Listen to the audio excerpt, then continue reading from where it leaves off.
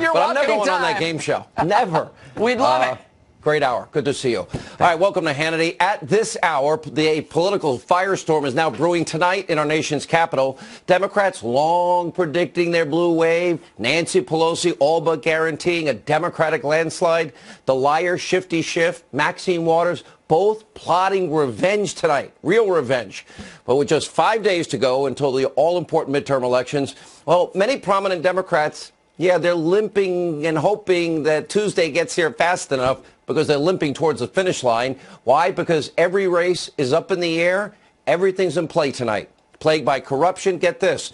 New Jersey Democrat Bob Menendez. Literally, it's all hands on deck scrambling to try and get him reelected in New Jersey, to save New Jersey tonight. You have far left Florida gubernatorial candidate Andrew Gillum. He is facing a firestorm of controversy on top of his ongoing criminal investigation, a major development as it relates to the tape we aired from Project Veritas last night. In Arizona tonight, Democratic radical Kristen Sinema, she's having a hard time shaking her really bizarre comments. She's literally down by 7 in a brand new poll, maybe suggesting if you're going to run for office, you may not want to call the people in your state crazy and maybe not say it's okay to join the enemy, the Taliban, after we lose 3,000 Americans. Now, Republicans are leading in early voting numbers. That's good news. But as we speak, the mainstream media, they've lost it. They're all in, now 24/7 campaigning for Democratic candidates, a full-on media assault to help Nancy and Chuck. Celebrities, they're losing it. They're out in full force. Everyone on the left seeking to reclaim power at all costs. Next Tuesday, November the 6th, everything's at stake. The good news tonight is you have the power. You can shock the world again. And if you do, how priceless would that be? And by the way, also tonight, the migrant caravan gets closer and closer. You have the power to secure our borders once and for all in 5 days. Sit tight, buckle up. It's time for tonight's breaking news opening monologue. All right, the president, as we speak, holding another big rally tonight, this time in Missouri. He is there campaigning for now surging Republican Senate candidate Josh Hawley in his race against far-left incumbent Claire McCaskill. Let's dip in. The choice in this election could not be more clear. The Republican agenda is the mainstream agenda of the American people. It's how we all got here. The greatest movement in the history of politics in our country. It's about you, not about me. The Democrat agenda is the agenda of the extreme far left. They've gone crazy, folks. They've gone totally loco. Is there any Democrat you can think of in the country that can get crowds like that night after night after night? Interesting phenomenon. Now, for the past 2 years, McCaskill, she has opposed the president on every issue. She is out of touch with Missouri, voting against both Supreme Court picks. She voted against the tax cuts. That's money in your pocket. She never backed the president's plan for a wall, but now she's claiming, well, maybe President Trump is right on border security. In other words, an election week conversion, not even year. She's literally lying and caught lying to the people of Missouri. They're not stupid. Real Clear Politics average puts Josh Hawley up at this hour, being caught on tape, basically admitting, like so many others, she's pretending in Missouri to be a moderate to win. That's not helping her. McCaskill is not the only Democrat in serious trouble tonight. In fact, Republican candidates nationwide are ahead in early voting numbers. That is a good thing because in 2016, during Trump's historic win, Republicans were actually down in the very same metric. Look at the state of New Jersey tonight. Who thought we'd be talking about New Jersey? That's a deep blue state. Scandal-plagued Democrat incumbent Senator Bob Menendez seriously now losing ground to his Republican opponent. According to a report from the New York Times, the Democrats are scared. All hands are on deck. They're all scrambling to save New Jersey. Now, to all our viewers in New Jersey tonight, this is real. Menendez can and should be defeated. You need to vote. We go to the state of Florida tonight. Another scandal-plagued Democrat, gubernatorial candidate Andrew Gillum, facing even more serious issues. As we speak, a criminal investigation into bribery charges continues to unfold. Oh, yeah, the FBI guy that gave him tickets to Hamilton. Whoopsie daisy. And now more fallout over the undercover video we showed you broke last night right here on this program. ProjectVeritas.com showing how Gillum staffers trashed Floridians, plotted to deceive voters. Now, you get to decide for yourself. If you live in Florida, is this the guy you want as your governor? By the way, he wants to raise business taxes 40%. So then none of the programs that people are hoping for would happen? Basically.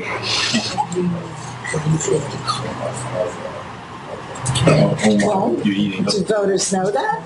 I know. Do voters know that? That's not for them to know. Huh? That's not for them to know. Can. Remember I was saying? I know exactly. Modern day fairy tales start with once I am elected.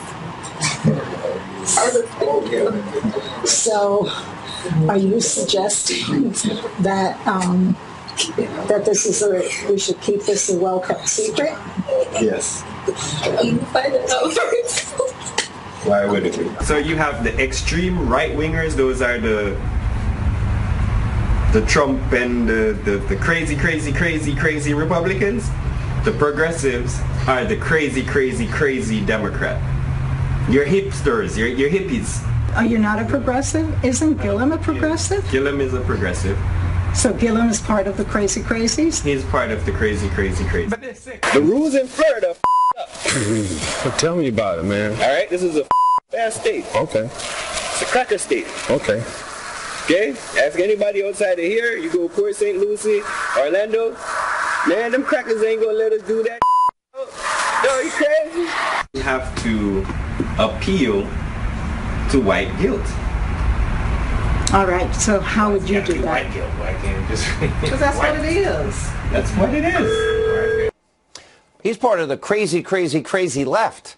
And by the way, he's not telling the people of Florida that, oh, and by the way, Florida, this is an effed up state, a cracker state. Oh, you whip them up, the poor, the middle class. You have to whip them up into a frenzy in order for them to vote. Really? Well, today, the campaign had to part ways with that staffer. They didn't return our request for comment. Shocking. But if Gillum's crazy far left views, maybe he could work at fake news MSNBC. And his radical associations and his corruption aren't enough to support this guy, or reasons not enough to support this guy. Remember, Floridians, his first order of business is to raise your taxes. I'm sure you're all dying for that. Want to vote for that in Florida. Take a look. 97% of businesses in my state pay no corporate taxes at all. 97%. 3% of companies in the state of Florida, the wealthiest 3% of companies in our state, pay the corporate tax rate. It's the same 3% that walked away under the Trump tax realignment with $6.3 billion of our money. So what we've said is you can keep $5.3 billion, but we want $1 billion of that to come into the state of Florida. The state of Florida cannot be a cheap date and think that we're going to be able to rise to the highest of our potential. We're 40th out of 50th in quality of public education. In my opinion, this is a win-win. Florida, my prediction is if you do vote for Andrew Gillum, you're becoming a crazy state. Anyway, if he wins, you will reap all of the consequences with your paychecks. Gillum will laugh all the way to the bank, and he will be the most radical left-wing governor in history. Ron DeSantis needs your support tonight.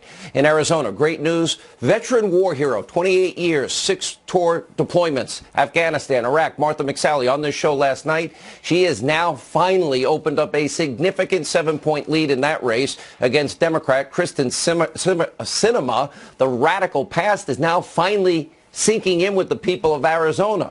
Yes, she organized an event with the radical attorney for the notorious blind sheikh, as we've been telling you, one suggesting it's okay after 9/11 for Americans, if they want to join the Taliban, you know, the group that wants to kill us, we, the people of America.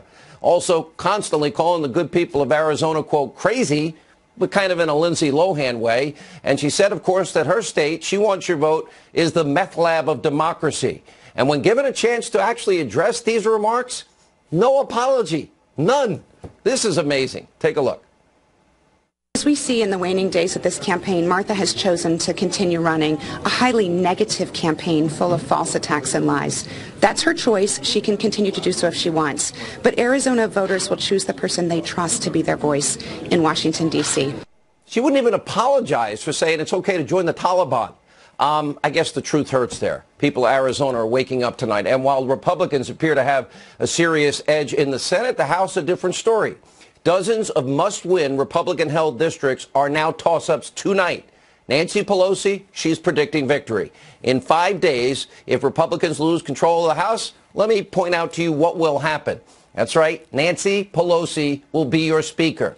The biggest liar in America, Adam Shifty Schiff. He will be the House Intel Committee chairman.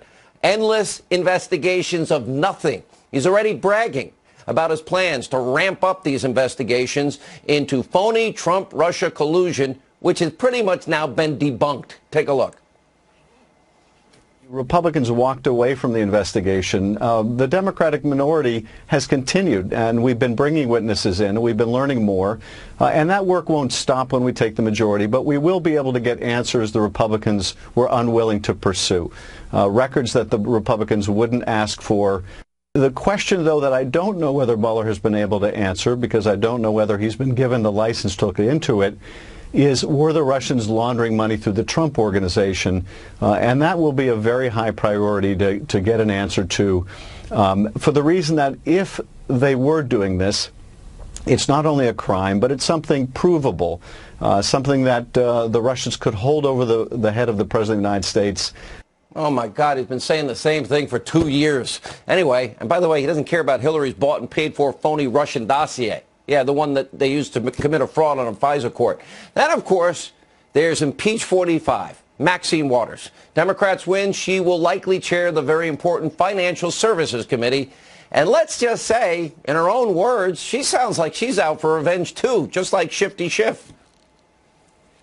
I will be the first African American, the first woman to chair the powerful Financial Services Committee. That's all of Wall Street. That's all the insurance companies. That's all the banks. What am I going to do to you? What I'm going to do to you is fair. I'm going to do to you what you did to us. I'm going to do to you what you did to us. That's why all 435 House races mattered tonight.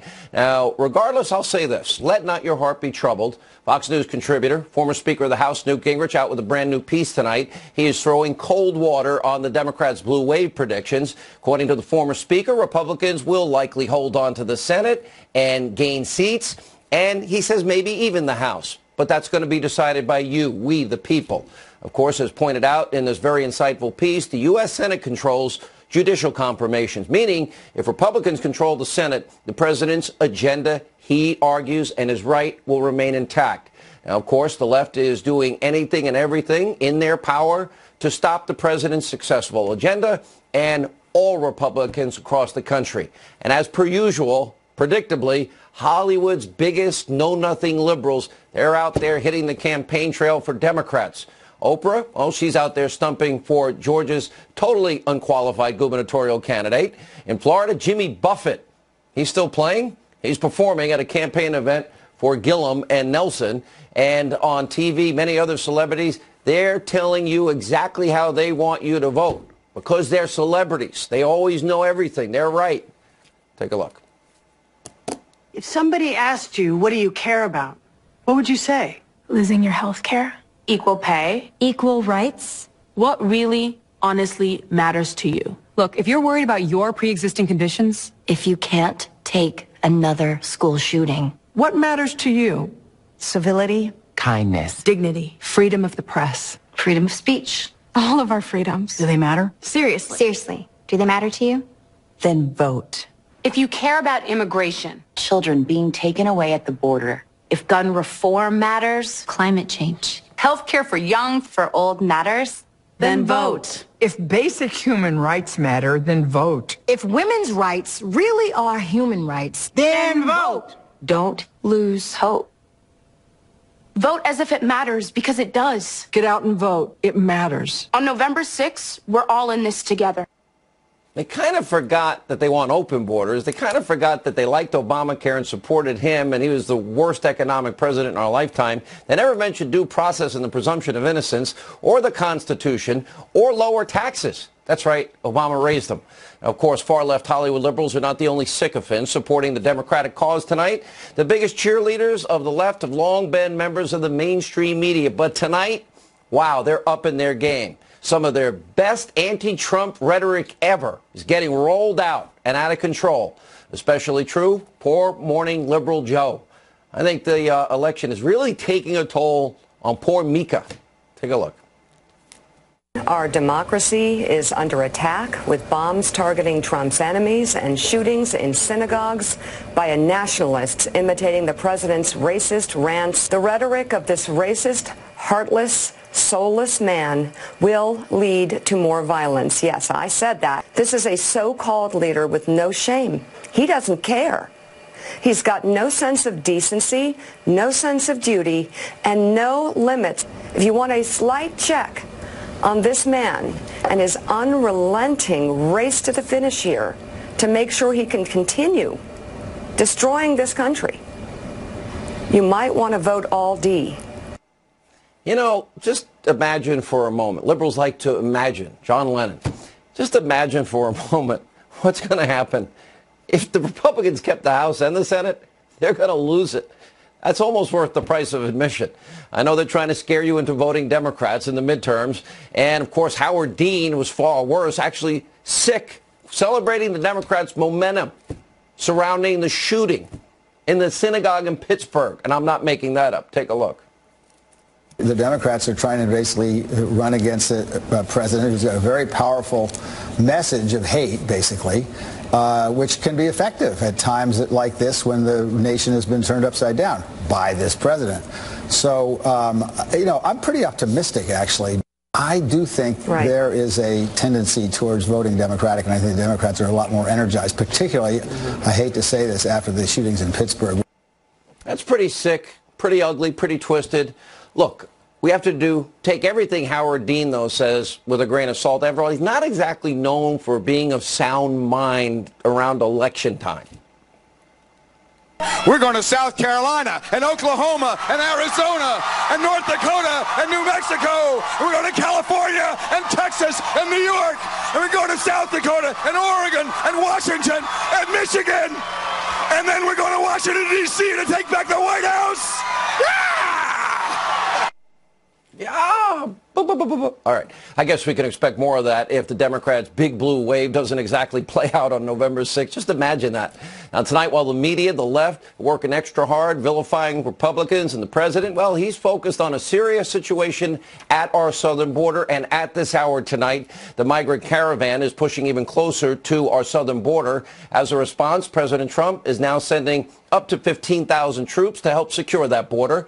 The first active duty military actually arrived today in Texas. Earlier today, the president had this very clear warning to those marching towards our borders with no intention of respecting our sovereignty, our rule of law, and our borders. Take a look. At this very moment, large, well-organized caravans of migrants are marching toward our southern border. Some people call it an invasion. It's like an invasion. They have violently overrun the Mexican border. You saw that 2 days ago. These are tough people in many cases.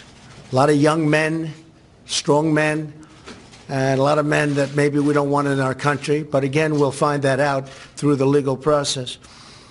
These illegal caravans will not be allowed into the United States. And they should turn back now, because they're wasting their time. John Podesta, the Center for American Progress, actually saying, don't talk about immigration. Just don't talk about it. Just, you know, change the topic. That's what they're saying.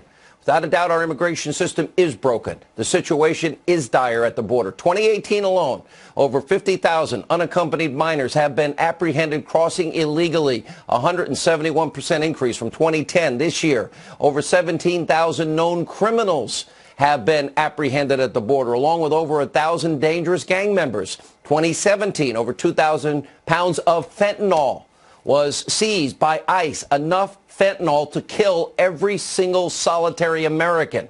And a stunning new Data from the Center for Immigration Studies is showing tonight that each illegal immigrant that crossed the border costs you, the American taxpayers, $70,000. And Trump is vowing to take a stand against this illegal immigration free-for-all, and he's pushing to end birthright citizenship, chain migration, and build the border wall. He's already spent $3.5 billion. He needs 20 more. Sadly, Democratic policies, open borders, sanctuary cities and states created this crisis at our southern border. There wouldn't be a caravan if we had the wall. And that means everybody would be safe on both sides, and the wall can have a door. Those same Democratic politicians literally put their heads in the sand. They're told not to talk about it, just like they don't talk about impeachment. Now it's the president's job to clean up their mess, protect the American people. 5 days from now, you have an opportunity and a duty to send a message. You can shock the world. Imagine what it's going to be like. At some of these news networks, I can handle a win or a loss, but they'll go nuts. You'll watch their heads explode on TV. Hollywood will lose it. Straight ahead, we're going to look at the Hannity big board tonight. Our friend Bill Hemmer will go over all of these important races that will decide the balance of power in the House and the Senate. Steve Doocy, Dan Bongino, and the great one, Mark Levin, all coming up. Please stay with us. Board is back, and joining us now with the very latest where things stand in key midterm races. You're taking that again, aren't you?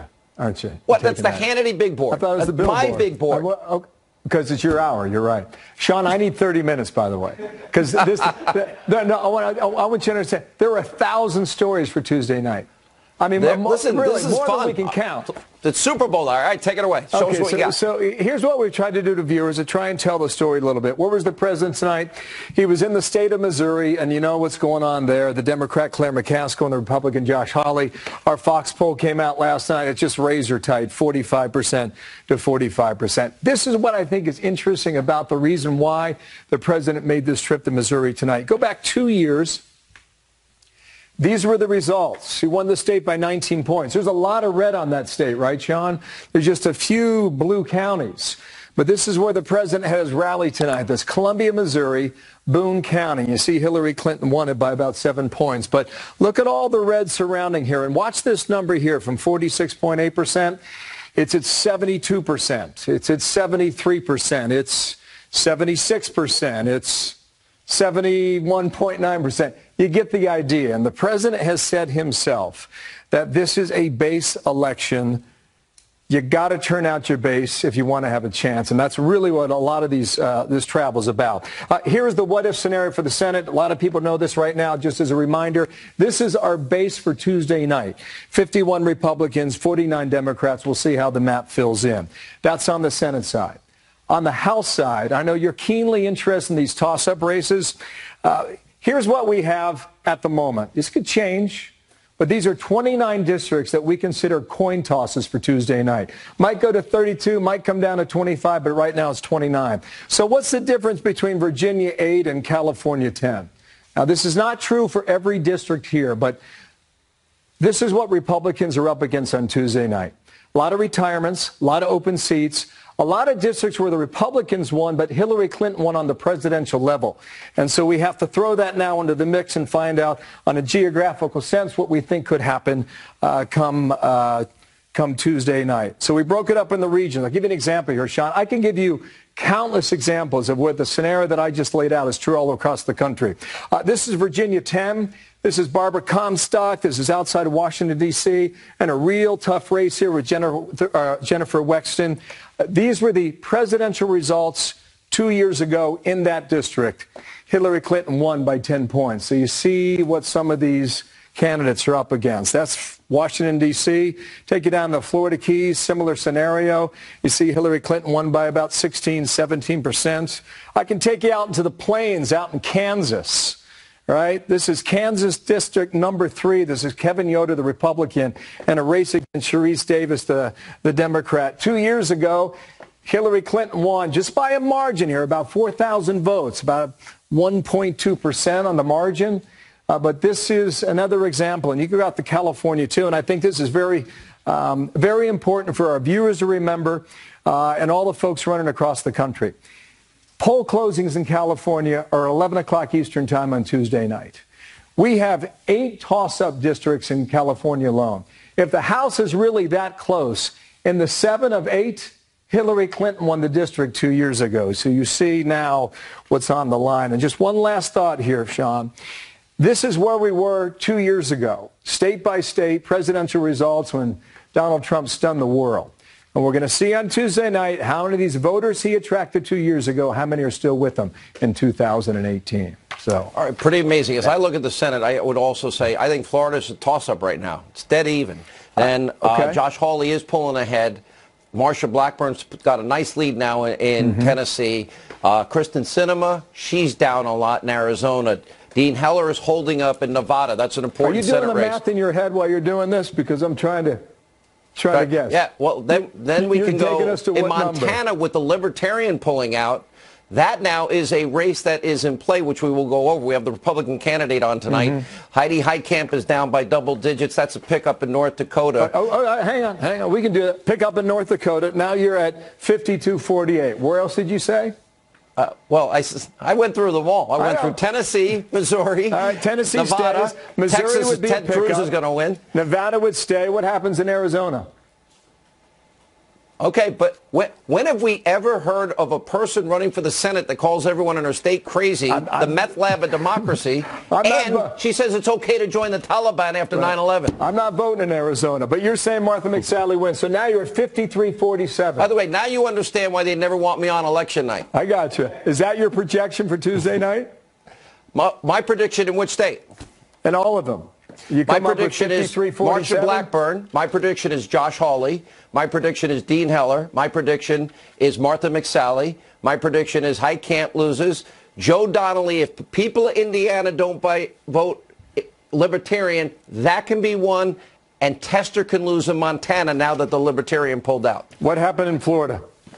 Up. Throw it up for grabs. Right now, up for grabs. Okay. I'm going to keep you at 54-46. We'll see if you feel the same way tomorrow night. Okay. Bill Hemmer, thank you. We'll be watching you on election night. I'll be home drinking heavily, depending either celebrating or in misery, one or the other. Joining us now, author.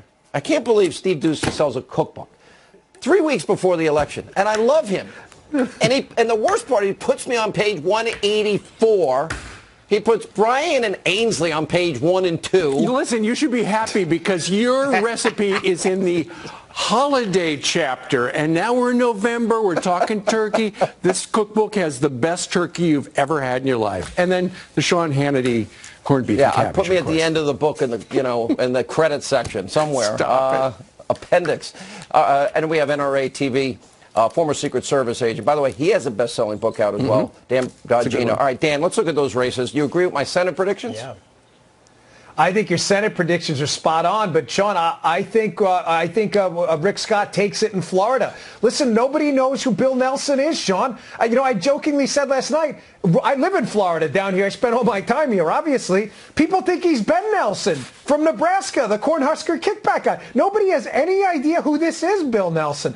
He has very little legislative record to run on. Rick Scott, I think, did an admirable job with the disastrous hurricane up in the Panhandle. I think Florida, I think Rick Scott's got a darn good chance, and I think Ron DeSantis pulls it out, too. I think there is a massive undervote in the polls for these two guys. I think for Rick Scott, and I'd also add Ron DeSantis, this tape was devastating, this Project Veritas tape on Andrew Gillum.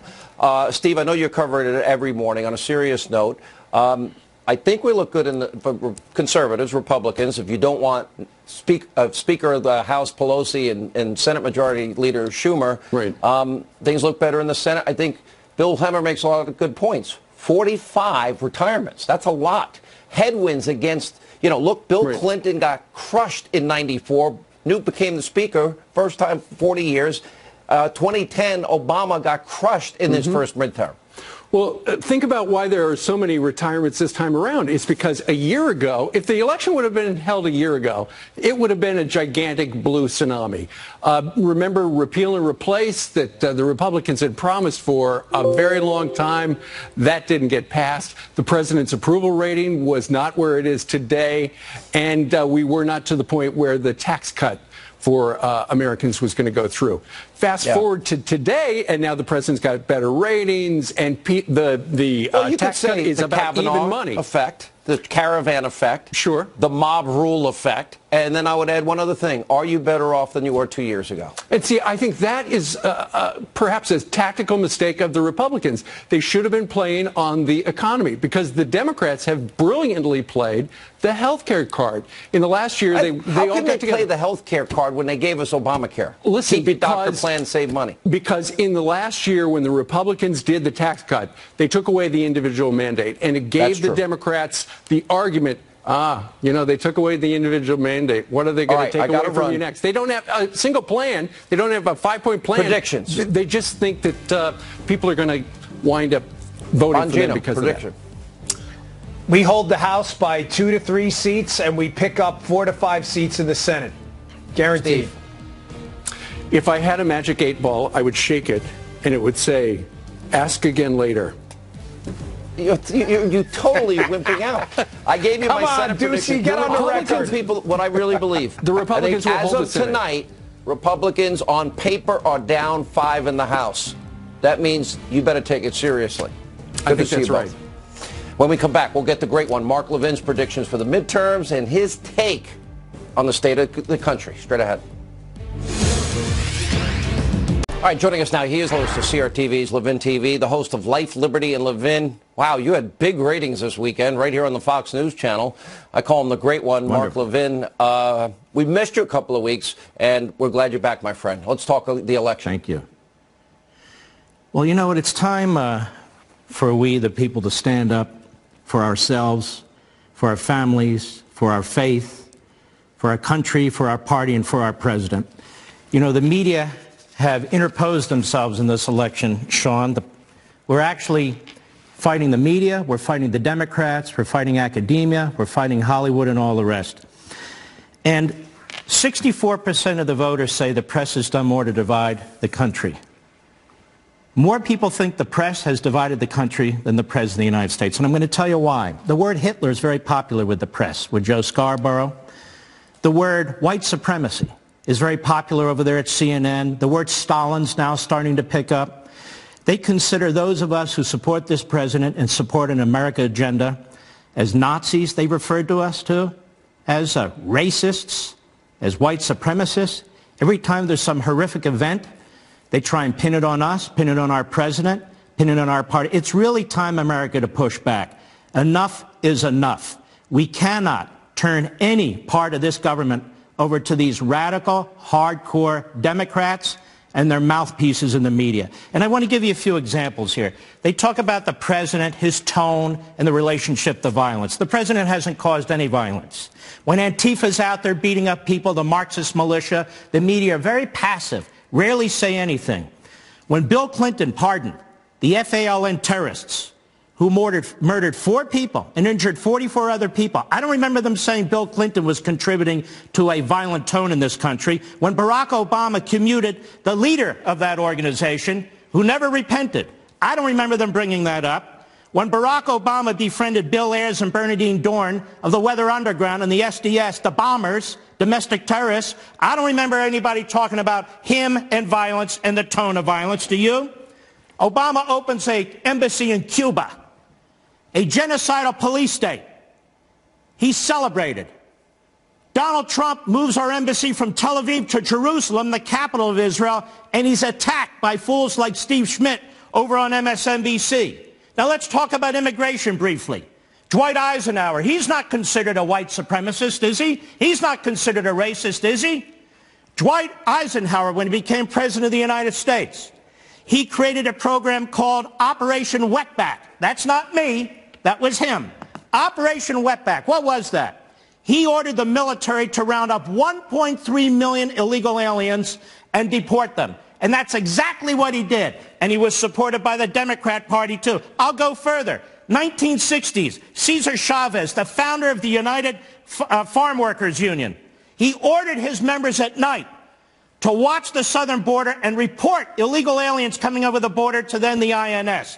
1969, Chavez, Ralph Abernathy, who'd been the confidant of Martin Luther King in 1969, and Walter Mondale, I don't believe he was a racist, they led protests on the southern border against illegal immigration. I'll go on. The press says Donald Trump is threatening freedom of the press. How so? By calling them out? By challenging them? By exposing them? John Adams, one of our greatest founders, put in place the Sedition Act. The Sedition Act. He actually put some newspapers out of business and put some journalists in prison. Abraham Lincoln put out an executive order. They shut down almost 300 newspapers and put journalists and editors in prison. And not only that, the great progressive leader, Woodrow Wilson, he had the Sedition Act of 1918, did the same thing, put some journalists in prison and some of his opponents. Donald Trump hasn't done anything like this. He's not rounding up illegal immigrants who are in this country by the hundreds of thousands. He's not shutting down newspapers. He's not putting journalists in prison. Yet they refer to him as Hitler and as Stalin. And then we have this policy where we separate children from their parents who come here illegally, not because we want to put them in cages like Obama did, but because we want to protect these children from coyotes, from kidnappers. You got to sort them out and figure out who's who since they're here illegally. And they said, well, he's putting them in internment camps. Actually, it was Franklin Roosevelt who actually put Japanese Americans and Americans of Japanese descent in internment camps. They don't call him Hitler. They don't call him Stalin or anything of the sort. And I'll even go here. They attack our president. They say a womanizer. They bring this Stormy Daniels in front of TV, left and right, left and right. This president has been our president. He's conducted himself in the Oval Office with great acumen. Great acumen. Now, people are laughing. JFK was having affairs constantly in the Oval Office in the White House with an East German spy, with a mob boss girlfriend, with a 17-year-old intern, and he was outdone by LBJ. We don't talk about that stuff. How come? Because our goal, you see, is to trash the President of the United States. The media in this country, America, is campaigning against you, campaigning against your values, campaigning against your virtue, against the Declaration, against the Constitution. And you have a rare opportunity every now and then to show yourself, to stand up and say, we're not putting up with this anymore. We're going to protect our country. We're going to protect our values, our institutions, our party, and our president. And most of all, ourselves. You're sick of being called Nazis? You're sick of being called racists? You're sick of being called white supremacists? Then you need to vote. And you need to vote now if you have early voting, and you need to vote Tuesday, and you need to be your own precinct captain and bring out 4, 5, 6 people and make sure you vote. Because here's the deal. If more of us vote, we win. If less of them vote, they lose. Mark Levin, by the way, I want to say publicly our condolences. I knew your dad. He recently passed away, a great man. Thank you, my friend, for being with us. Don't miss it. Thank you. Mark show, big show this weekend. Life, Liberty, Levin. You don't want to miss it Sunday night, right here on the Fox News Channel. When we come back, 2 important Senate candidates. One, Mike Braun, Indiana. Matt Rosendale in Montana. They can both win. We'll explain. When we get back, they'll join us. All right, joining us now, he is host of CRTV's Levin TV, the host of Life, Liberty, and Levin. Wow, you had big ratings this weekend right here on the Fox News Channel. I call him the great one, Wonderful. Mark Levin. We missed you a couple of weeks, and we're glad you're back, my friend. Let's talk the election. Thank you. Well, you know what? It's time for we, the people, to stand up for ourselves, for our families, for our faith, for our country, for our party, and for our president. You know, the media have interposed themselves in this election, Sean. We're actually fighting the media, we're fighting the Democrats, we're fighting academia, we're fighting Hollywood and all the rest. And 64% of the voters say the press has done more to divide the country. More people think the press has divided the country than the President of the United States. And I'm going to tell you why. The word Hitler is very popular with the press, with Joe Scarborough. The word white supremacy is very popular over there at CNN. The word Stalin's now starting to pick up. They consider those of us who support this president and support an America agenda as Nazis, they referred to us to, as racists, as white supremacists. Every time there's some horrific event, they try and pin it on us, pin it on our president, pin it on our party. It's really time, America, to push back. Enough is enough. We cannot turn any part of this government over to these radical, hardcore Democrats and their mouthpieces in the media. And I want to give you a few examples here. They talk about the president, his tone, and the relationship to violence. The president hasn't caused any violence. When Antifa's out there beating up people, the Marxist militia, the media are very passive, rarely say anything. When Bill Clinton pardoned the FALN terrorists who murdered 4 people and injured 44 other people, I don't remember them saying Bill Clinton was contributing to a violent tone in this country. When Barack Obama commuted the leader of that organization, who never repented, I don't remember them bringing that up. When Barack Obama befriended Bill Ayers and Bernadine Dorn of the Weather Underground and the SDS, the bombers, domestic terrorists, I don't remember anybody talking about him and violence and the tone of violence. Do you? Obama opens an embassy in Cuba, a genocidal police state. He's celebrated. Donald Trump moves our embassy from Tel Aviv to Jerusalem, the capital of Israel, and he's attacked by fools like Steve Schmidt over on MSNBC. Now let's talk about immigration.